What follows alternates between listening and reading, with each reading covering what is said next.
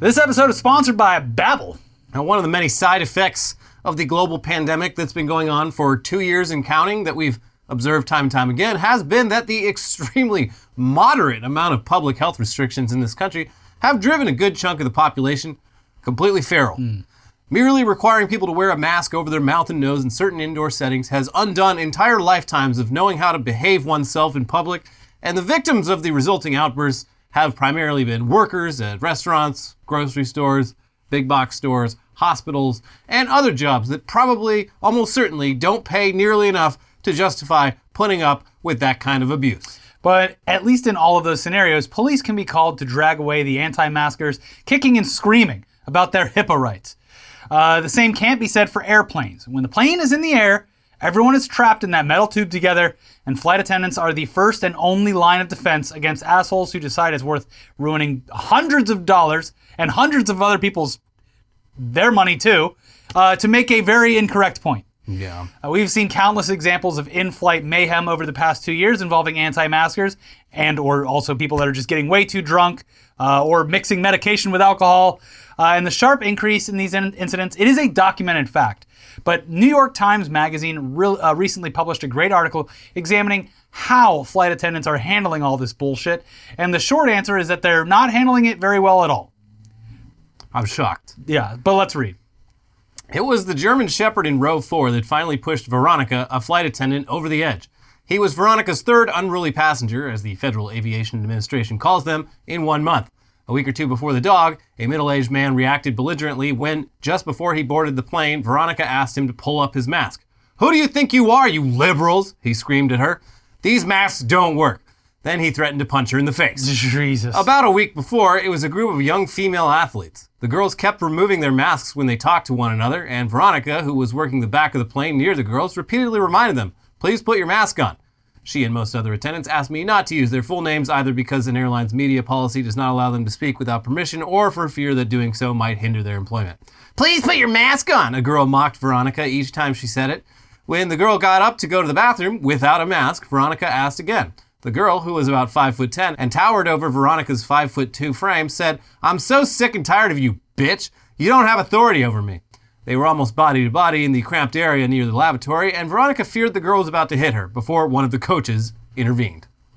Well, at least it's equal, you know? Men, women, everyone's being a fucking asshole.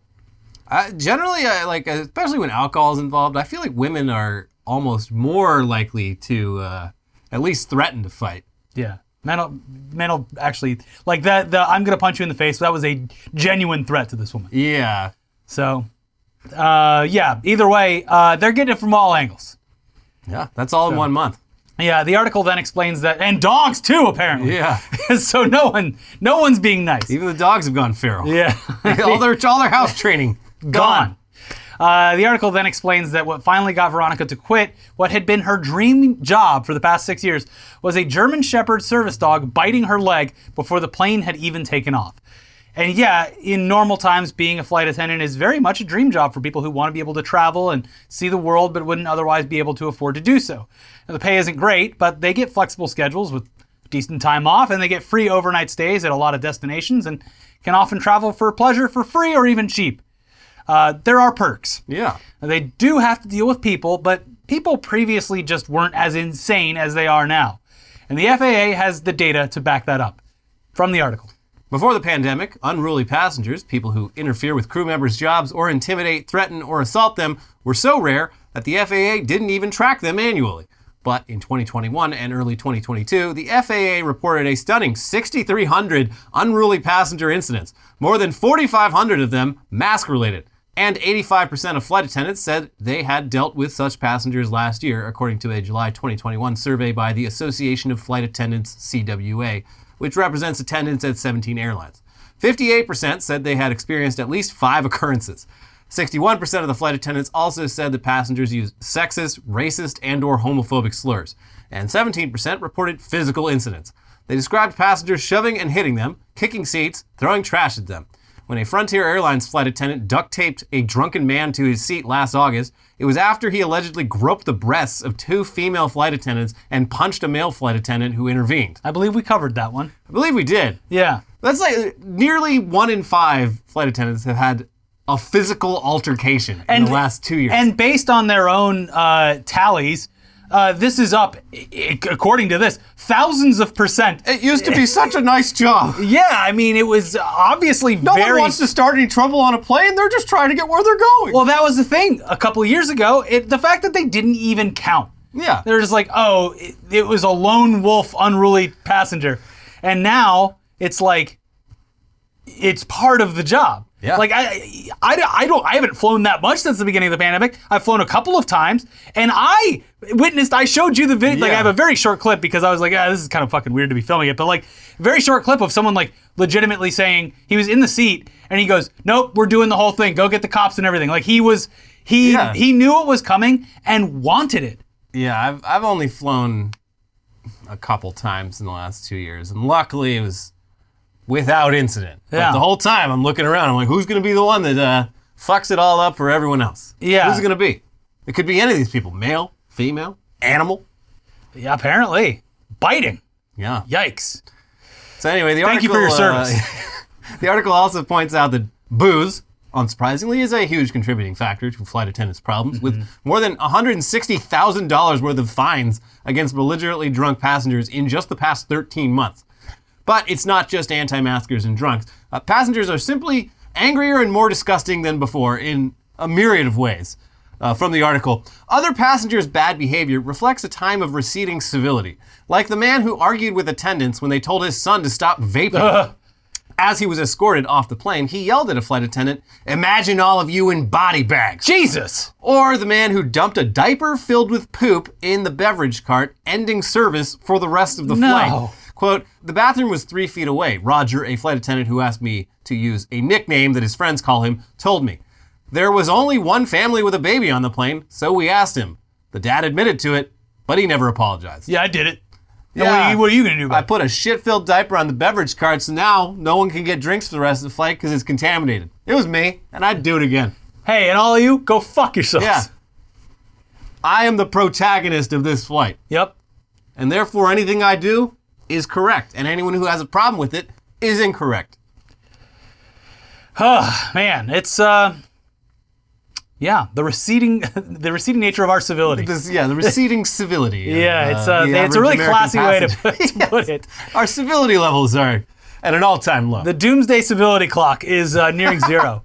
But yeah, it sounds like anti-maskers are still the worst of the bunch. I mean, that general vibe would lead you to believe that this person, the fact that you can't wear a mask for like 2 or 3 hours on a flight, you're probably going to have some additional problems with a person like this.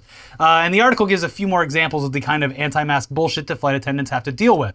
An attendant with 25 years of airline experience told me about a passenger who repeatedly refused to put a mask on her young daughter. When she deplaned after the flight attendant said, "Have a good night," the woman looked her in the eyes and tossed a crumpled mask in her face.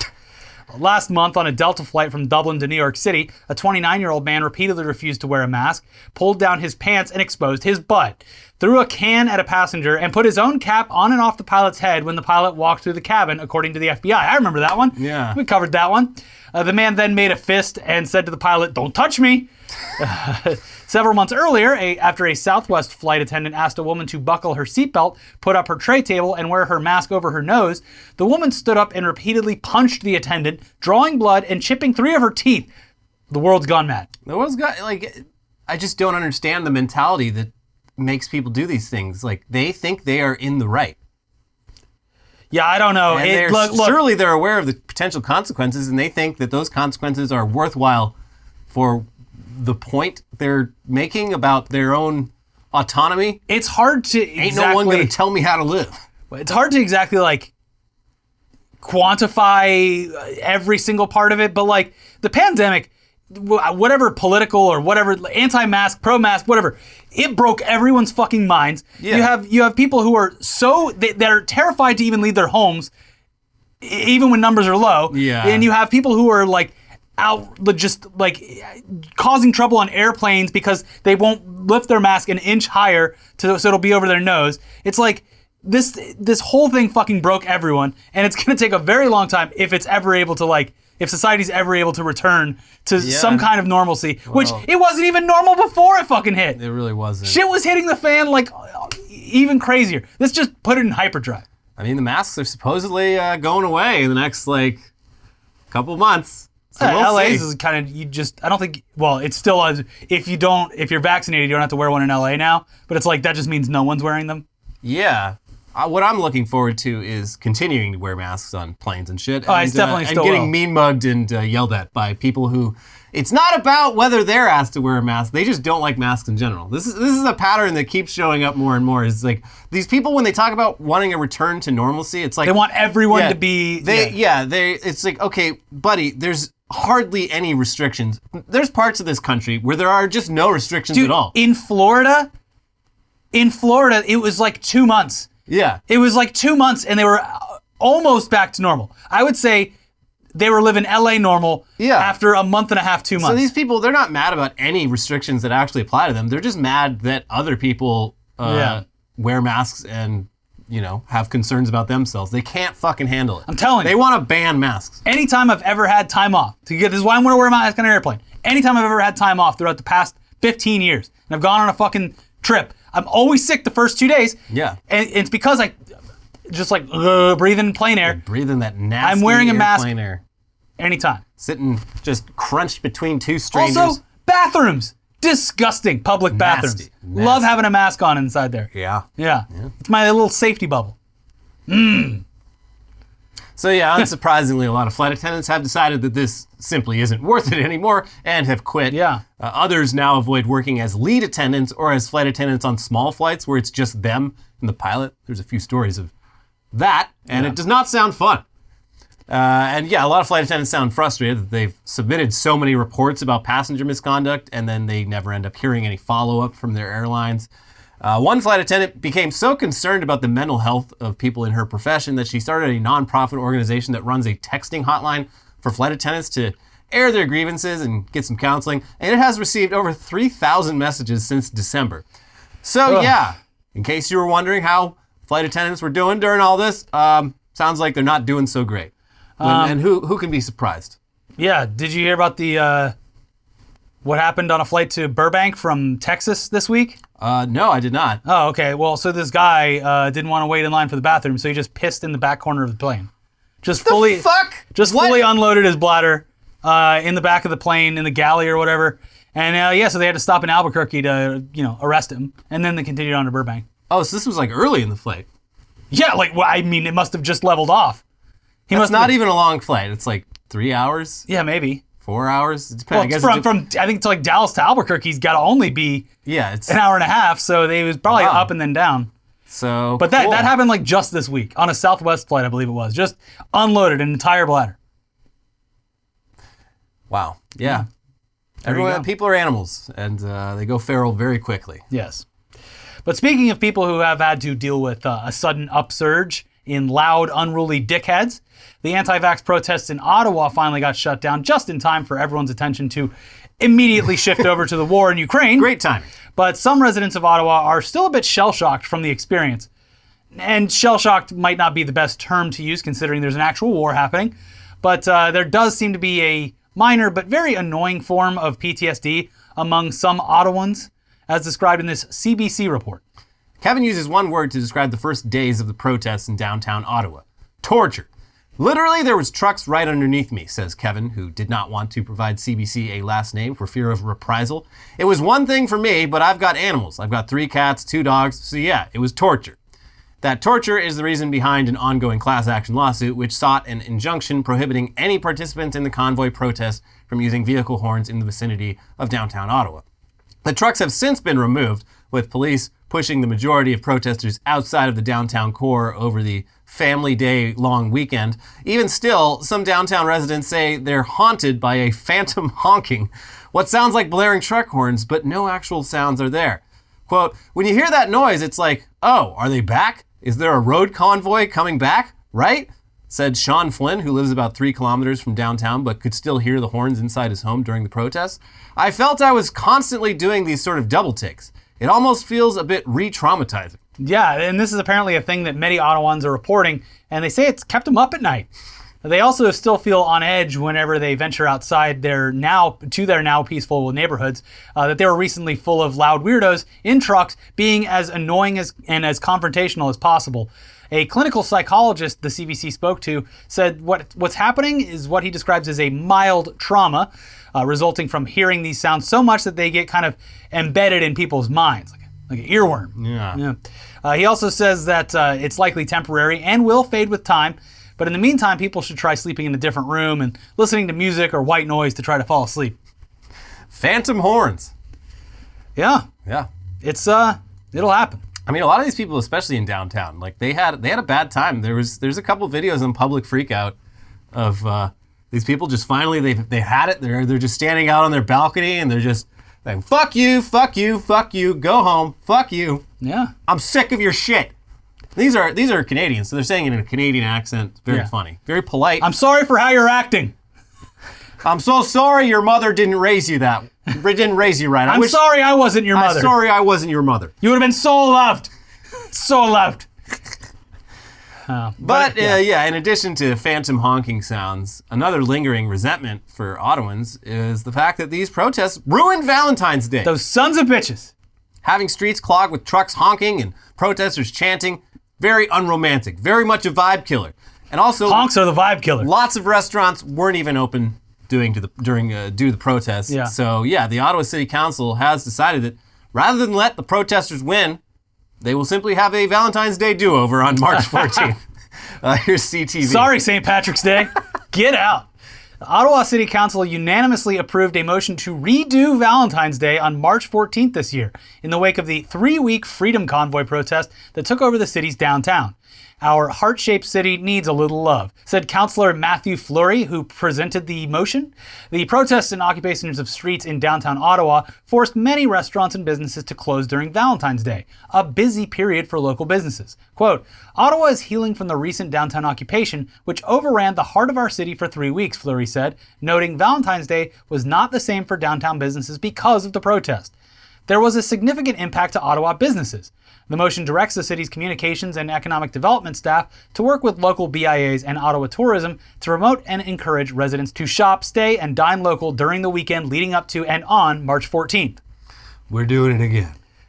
We're going to do a little duo. I feel bad for like all the couples that got each other like gifts and like, had like a nice night in and it's like, oh, the pressure's on again. Because if you don't get something, then it's like, I know it's just a made-up thing in the first place. You didn't get me anything for second Valentine's Day? Yeah. You piece of shit. Yeah. It's like, I don't know, pressure might be on again. It is a bit of a double-edged sword. So yeah. It's good news for the businesses that depend on holidays like Valentine's Day to stay afloat. Especially after 2 years of a pandemic. Especially like florists. Yeah. It's the Valentine's Day for florists. You take away Valentine's Day. All those sad wilted flowers. Yeah. And it's good news for people who are still upset that they had to stay in on Valentine's Day, on their favorite special day.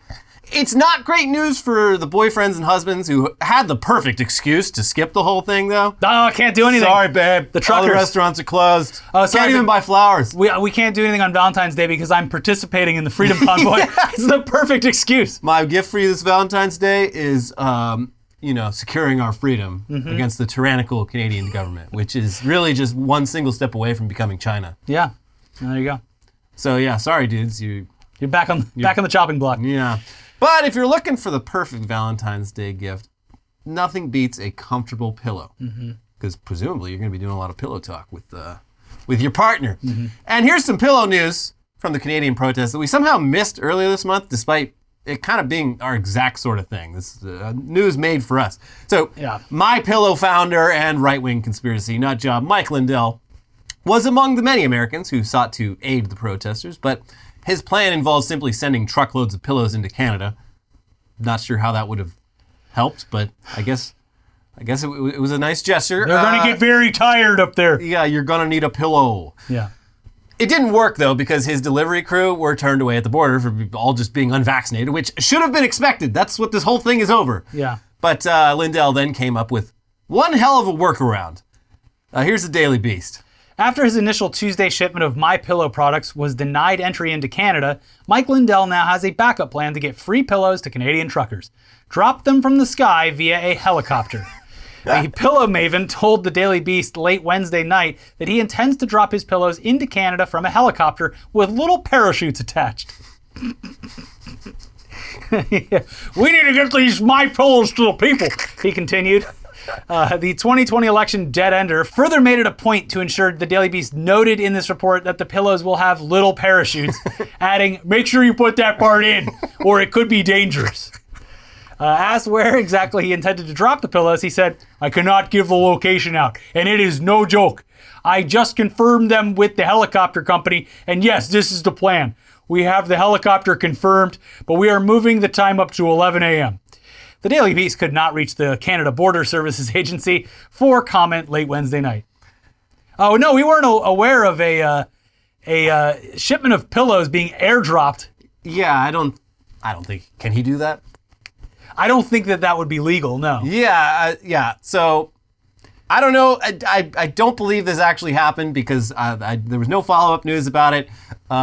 Somehow it would seem that Mike Lindell's plan to airdrop thousands of pillows into Canada did not come to fruition. But we're going to do a nice, easy airdrop on the pillow coin on the blockchain. A pillow catapult? Trebuchet. Yeah, we set it up on one side of the river in Detroit, and we shoot pillows into Windsor, Ontario. It's just crazy enough to work. Good luck catching these pillows, customs. Yeah.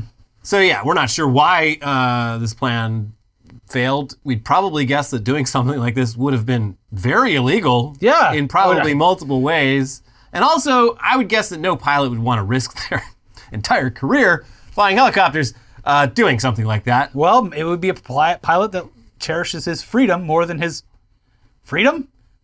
Because you'd get arrested? Yeah. It's a very confusing concept. I don't know.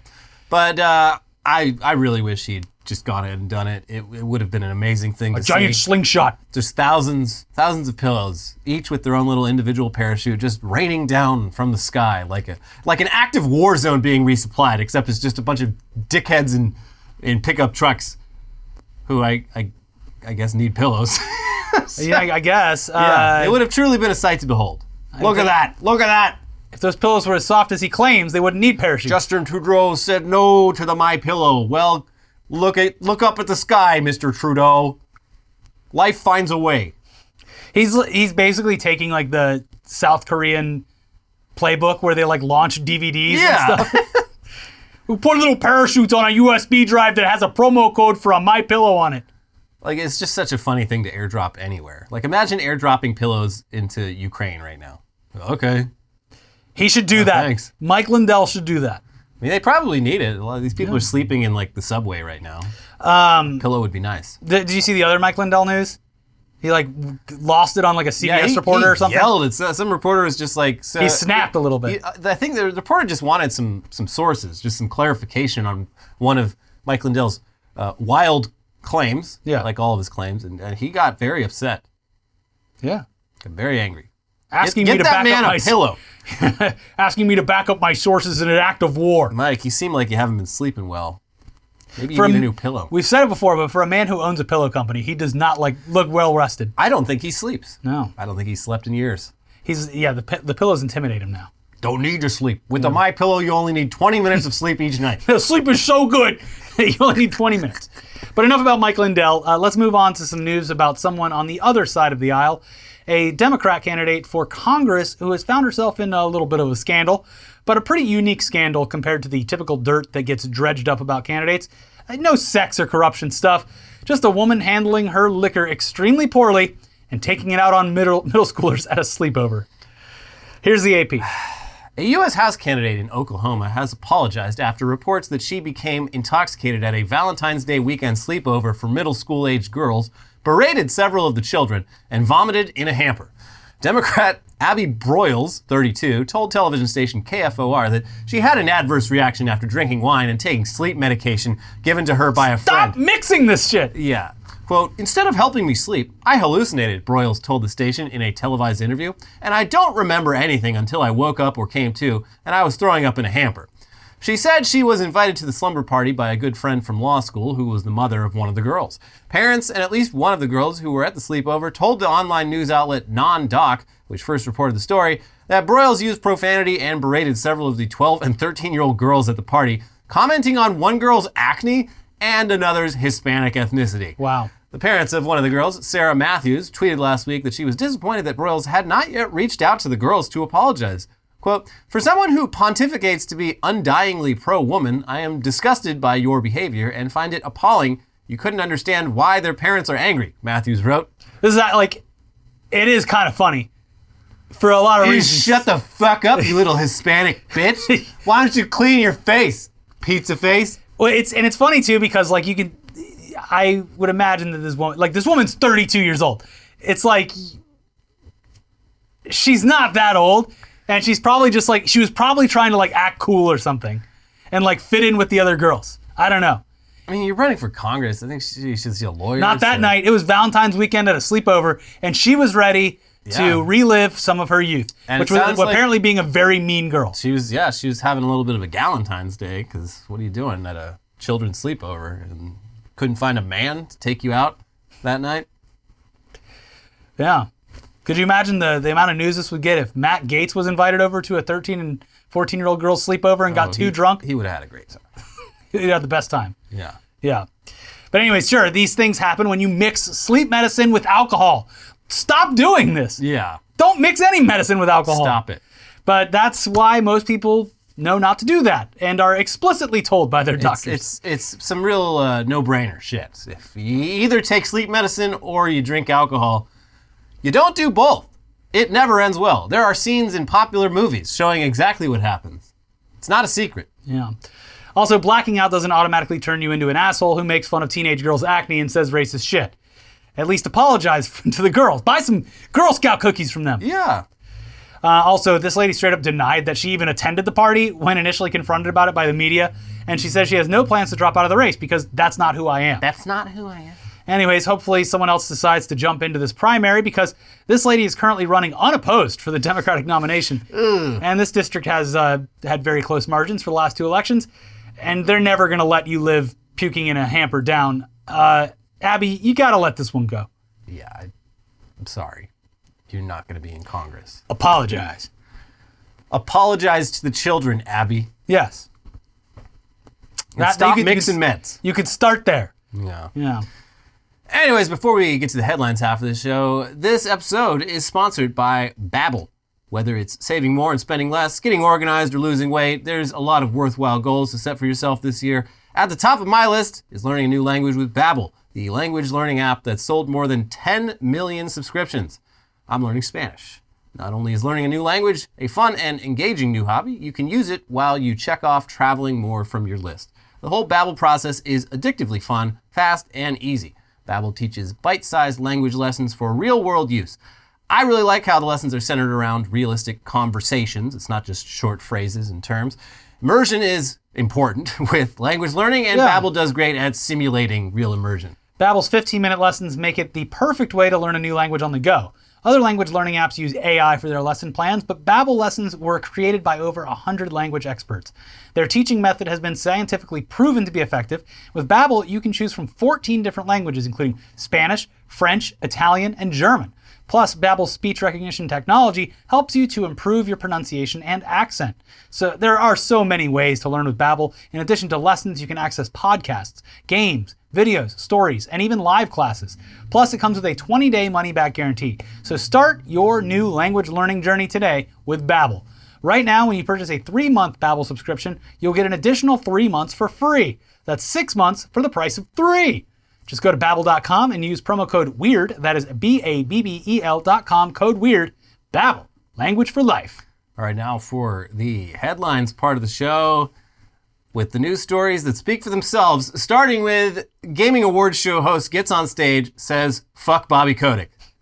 Which gaming award show is this? DICE? DICE, Yeah, wow. I didn't even realize that was this week, but this was Greg Miller from Kind of Funny. Yeah. He was hosting it with Jessica Chobot. Oh, cool. And, so they did, at the Game Awards, they kind of danced around. They addressed the Activision stuff, but like not directly. Well, it wasn't even that. It was... we all have to do better. Yeah, we all have to... Whoa, who are you talking to? Like, no, The gaming community needs to do better, and yes, Activision has some of its own problems. Yeah, so Greg Miller, he like started off probably sticking more to the script, being kind of vague about it. And he's like, yeah, you know what? Fuck it. Fuck Bobby Kotick. Yeah. And everyone clapped. And it went over well. Until the camera panned to them and they went, not me. I don't think he was even there. Yeah, I know. At this point, he is like persona non grata, so I don't think that anyone cares about I don't think Bobby him off. Kotick has ever played a video game. He's a businessman. Like before he was at Activision, he worked at some company completely unrelated to games. Yeah. He's an executive. Yeah. It doesn't matter. Yeah. Anyways, next headline. Apple Store hostage situation ends after hostage escapes and police hit the suspect with a car. That's one way to do it. Yeah. Yeah, this guy in Amsterdam had a hostage in the Apple Store for like a whole day. Yeah. The guy finally made a run for it. And the police, they saw their opportunity and they just fucking ran him over. The videos of this are insane and I'm not going to show them because it shows a man dying. But definitely one way to do it instead of opening fire. If this was America, they would have just lit him up. No, they would hit him with the car first and then say that he attacked a cop because the cop car is technically a cop. And then they would have unloaded because they unload because then you can't identify which cop actually had the kill shot. Yeah. So the video is wild because it's like the hostage is running and the hostage taker is only like 10 feet behind him, chasing him. And just out of nowhere, this cop car comes in real fast, just knocks this guy down. Wow. So, pretty wild stuff. Yeah. Woman quits job to breastfeed boyfriend full time. Good for her. And I guess him. They're both into it. And look, if he can financially support her spending more time at home to breastfeed him. I guess so. Yeah, she said because he needs his milk every 2 hours, like any baby. And this is why boomers... She can't bring him to work with her. That's why boomers hate the crumbling of the nuclear family. Yeah. Like the man was supposed to go to work. The woman stays at home pumping breast milk so that he can enjoy it when he gets home. That's right. Keeping a little mini fridge. Yeah. Some for the baby, some for old dad. I don't think there's any baby involved here. Yeah.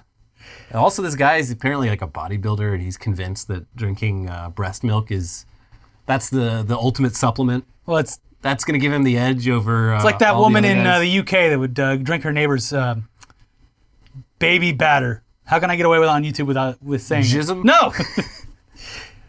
She's like, no, it keeps me healthy, and he loves providing it. Okay, sure.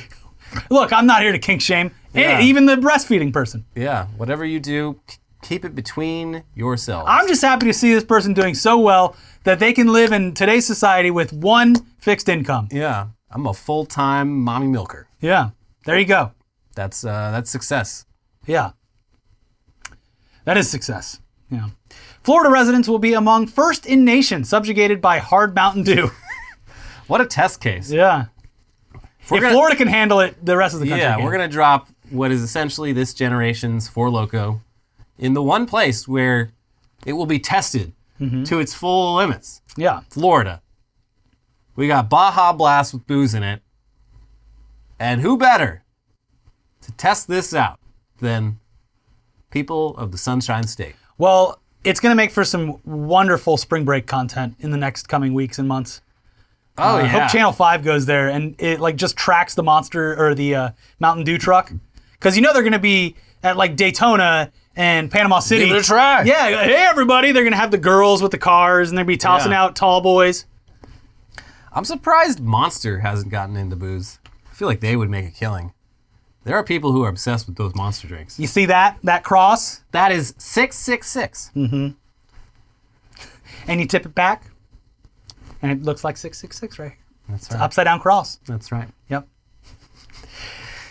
Ukrainian ambassador to Japan poses as samurai in message to Russia. Every little bit counts. Yeah, I guess. He can't help them on the ground. He is in Japan doing his job. And this guy seems like, the perfect ambassador to send to Japan is whoever in your government is the biggest weeb. And this guy's like, first day on the job, where can I buy a samurai suit? Excuse me, sir? A samurai suit. Now that I'm living here in Japan, I'd like a samurai suit. And they didn't give me one at the hotel. Yeah, where's my samurai suit? So yeah, he like posted this picture of him in like a full samurai suit, like Ukraine is fighting for its freedom. What are you fighting for, Russia? I gotta hand it to Zelensky. Dude is fucking ingrained in the shit. Yeah, he's on the front lines with Sean Penn doing the work. People are maybe giving him.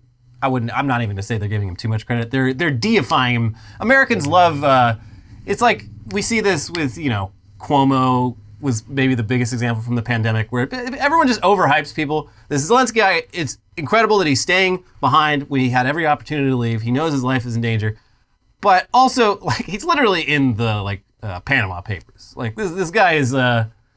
He's not a. But when the chips are down, he stayed there. No, look, we always ask people to do the bare minimum. Yeah. This guy is doing a bit more than the bare minimum. He's exceeded everyone's expectations. Yes, and I think it's awesome. But Americans love to just take everything a little too far. But for me, regardless of if he is actually effective on the battle lines or anything, it is I can't think of a great motivator for the citizens and the troops that are fighting than having their president in there with them. It really is great. Could you imagine any of our presidents? Because it makes throughout history. Vladimir Putin's entire image is on him being this badass, tough guy, and he's running this war from 2,000 miles away, while the guy running the country he's attacking is just like, no, I'll stay here. They gotta fucking kill me if they want to take this place over. I literally cannot picture. Even our youngest president, like Obama, was young when he first got in. Yeah, he would have been 2 miles underground inside of a mountain. Imagine Joe Biden, just like, sir, hold on, your hat's on backwards. Yeah. All right, this guy's gonna fall asleep. Can we get this shot? Yeah, no, it absolutely, it's very impressive. I can't see really any other Western leader staying behind when given the opportunity to bounce. Yes. So it's very cool. Yes. I think it's awesome. Yeah, I hope it works. It seems to be motivating the people of Ukraine to, not lose hope. Yes. And there's definitely a clear mismatch here with the people of Ukraine who are highly motivated, and the Russian soldiers, many of whom didn't even know they were in the Ukraine. They're just like, where am I? I was told I was on a drill. Do you know where I am? Oh, I'm in Ukraine? Oh. I just want to go home and play Counter-Strike. Oh, fuck. Yeah. Can I call my mom? And they literally when the my God, I saw the video. Letting the POWs they're like, look, we know this wasn't your idea. You're just following orders. Anyway, here's the phone. You got 5 minutes. Call your mom. Just let her know you're all right. The one I saw was his dad's on the phone. He's like, I've been captured. And his dad goes, I'll get your mother. Hold on. I can't deal with this shit. Yeah. Yeah. Oh, jeez. Hold on. Your mother's breastfeeding me right now. I gotta take a break. Oh, Jesus. Anyways, Ukrainian brewery switches from beer to Molotov cocktails. Talk about helping the war bottles, effort. Yeah, it's. I saw someone post on Twitter the other day. They're like, we're living in a weird time. Like, previously posting instructions on how to make Molotov cocktails would get you banned from social media and probably get the FBI showing up at your door. And now everyone's just like, oh, by the way, here's how you build a Molotov cocktail. Share this so that someone in Ukraine sees it. But I saw one video. I don't know how real it was or what the circumstances were. It's a risky gamble. There's a lot of disinfo, but I believe it was from Ukraine. But it was like a Russian APC traveling down the street, and then you just see it get lit up with like 100 Molotovs thrown at the same time. That's fucking is wild, crazy. Yeah, there's a lot of that Ghost of Kiev, and it's like a lot of the footage is just Arma 3 video games. Yeah, yeah, it's just like, look, if this was true, which I don't know, but if this was true, this would be unfathomable. He got the ace pilot, the first ace pilot since World War II. Shot down 5 planes in one day, just completely made up by some random. And then you're like, oh, here's some footage of it, and it's like. That is Arma an F-15 from Arma 3. And it's an American fighter jet. You can tell by the silhouette what it is. Yeah, someone posted it on there's like a pilot's subreddit, and they're like, isn't this great? Our fellow flyboys helping out the cause, and it's like, it's an American jet. Immediately top comment. But look, I would love for it to be real, and I don't know that it's not. I just don't think that it is. It's extra believable because Russia, at least as of now, still does not have air superiority after 4 days, which should not be the case. Yeah. But hey, speaking of doing the bare minimum, if he makes good on his word, if he actually makes good on his word and does provide the terminals necessary to access his space internet. Elon Musk said that it is active and that he is sending more terminals. If that actually happens and he comes through with it and they get sent there and it provides them with internet that Russia can't take down, that is a very good thing, and I will thank Elon Musk personally. That's very cool. Unlike the child submarine, which was probably far outside of his wheelhouse, this is already there. This is exactly like this. All this it takes is providing a product that you already create. Yes. It's not a child death coffin that is rigid despite needing something that isn't rigid. I want it so badly to happen and be true, but in the back of my mind, because we live in the year 2022, I just feel the Ukrainian soldiers are going to see a box with a Tesla stamp up on it, and it's going to be CPAP machines instead of internet terminals. And not even real CPAP machines. BiPAP machines. Yeah. But look, from China. If it happens, credit where credit's due. Yeah. That would be amazing. Actually, real world helping out things. Yeah. I'm surprised they still have internet at all. And he really needs this right now, too, because he's in a little bit of a rift with the SEC again because his brother, bad timing, sold like $1 billion of the Tesla stock like right before it crashed. It's just a coincidence. A little quinky dink. Yeah. That they're looking into. Yeah. So he needs the goodwill. Georgia toddler diagnosed with extremely rare uncombable hair syndrome. That's the name of the disease. Is uncombable hair syndrome. Was it like they based it off alfalfa? It's not like alfalfa has the one little strand. This kid, he looks like one of those hairstyles from the 80s. Like they use like a blow dryer. He's just got big like a blowout or whatever. Yeah, he's got like a blowout. He looks like a lion. I mean, I don't know what he looks like. It looks like someone took a blow dryer and, I don't know. Also, his hair is extremely fine. Like, he can't even comb it, it'll break.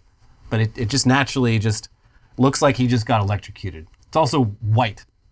And I guess that he's one of 100 people in the entire world who has it. It's like a 1 in a billion they should give him a prize. Disease? Yeah, they should. Yeah, a hat. Cover that up. It's weird. I don't know what to think of it. Freaking everyone out. Well, I hope that he figures out something to do. They make some good pomades these days. Yeah, I don't know. I think he's gonna lean into it. I think he looks cool. Looks yeah, like a cool I don't kid. see why he wouldn't like just embrace it. Yeah, yeah. It's a great conversation starter. You see this? I can't fix it. I can't fix it. Try. Yeah. Hey, ladies, try to put my hair down. I'm a genetic freak. Yeah. You should see what else stands up. Oh, jeez. This is a 4-year-old. Oh, okay. Toddler, sorry. He's an 18-month-old. Actor from cringy Dear Putin video says she easily could have become a dictator herself. Starting to think this woman is a bit of an egomaniac. Maybe a bit full of herself. Because, yeah, she's like, you know, if things had gone differently, I could have been a ruthless dictator too. I have the potential for a lot of dark power. I'm a sociopath. Yeah, it's a good thing that I use my powers for good, because very easily, if just a few things were different, I could have been Vladimir Putin. That's why I have such insight into this, is because I understand that sort of thing. Definitely main character powerful. syndrome. Yeah, that's exactly what it fucking is. Yeah. But yeah, she's doubling down. Apparently, I didn't know this. The one everyone saw on Twitter was just the 2-minute version. She uploaded like a 6-minute version to Vimeo. I don't want any more. Yeah, I don't think anyone does. No. Even YouTube was like, no, put it on Vimeo. Yeah. So, yeah, if you want bonus cringe, it exists. Yeah, the director's cut. Yeah, I can't imagine why. Unrated. I like that she went through and she's like, I got to cut this down for social media sharing. What do I remove? What's the best of here? Yeah. Over 1,000 dead rodents found at Family Dollar distribution center. So that's fucking disgusting. Yeah, I'd say so. 1,000 dead rodents. And yeah, the entire Family Dollar in this region, I think it's like Virginia or something, have to recall every product at every store. Wow. Because they're contaminated with dead rodents. Yeah. Just like when the warehouse got inspected, they're just like, okay, there's one, just out in the open. How does shit get this fucked up? How does it get to that point? Run by a bunch of hoarders. I guess so. Yeah, I mean, Like, probably. look, our profit margins are terrible. We are Family Dollar. Look, I'm making a lot of assumptions here, but like working at the Family Dollar and having to deal with people who don't want to wear masks and getting berated all the time and probably not making a lot because it's like Virginia. I'm not too sure about their minimum wage there, but yeah, and then just being like, and this place is a shithole. I'm not fucking cleaning it up. Yeah. I'm a cashier. I don't get paid. Well, it's the distribution center. Oh, It's distribution the warehouse center. where Yeah, where they get all their products. Yeah. Well, is it a big one? Because maybe 1,000's not a lot. They said there was rodents found in every single aisle of Jesus Christ. the warehouse. So I don't know how big it was, but small enough that 1,000 rodents is a lot of dead rodents. Yeah. And there's also a lot of alive rodents too. You don't get 1,000 dead rodents without at least another 1,000 alive rodents. Well, that's the thing too. Is they're like, what is killing all these rodents? And it's probably our products. Yeah, that could be it too. Yeah, these things can survive in a lot of places. Yeah, they generally thrive when Yeah. readily available food and whatnot. So yeah, what is killing all these rodents?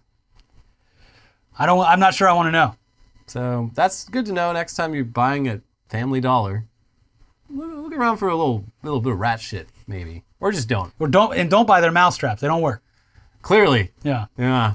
And final headline, bees ejaculate themselves to death when it gets too hot. Didn't know that. What a way to go.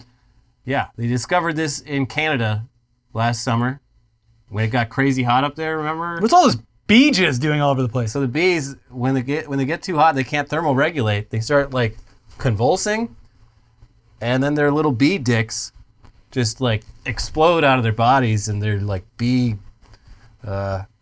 emissions come out, and it's just a hell of a way to die. Just thousands and thousands of bees just like, ugh, dead. I mean, Ugh! what a way to go. What a way to go. Yeah. Oh, it's worth it. Oh God. It's part of the process for bees. They're like, they've evolved over millions of years to come when they die. Yeah. It's the perfect opponent. They crave death. Yes. Glorious death. There you go. Anyways, that's it for today's episode of Weekly Weird News.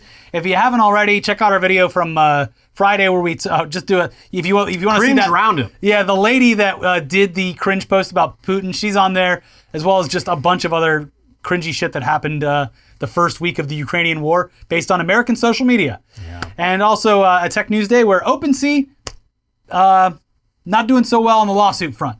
They're getting sued constantly. And this one was a big one. Yep. So check those out, subscribe to the channel, and we'll see you soon. Bye-bye. Bye.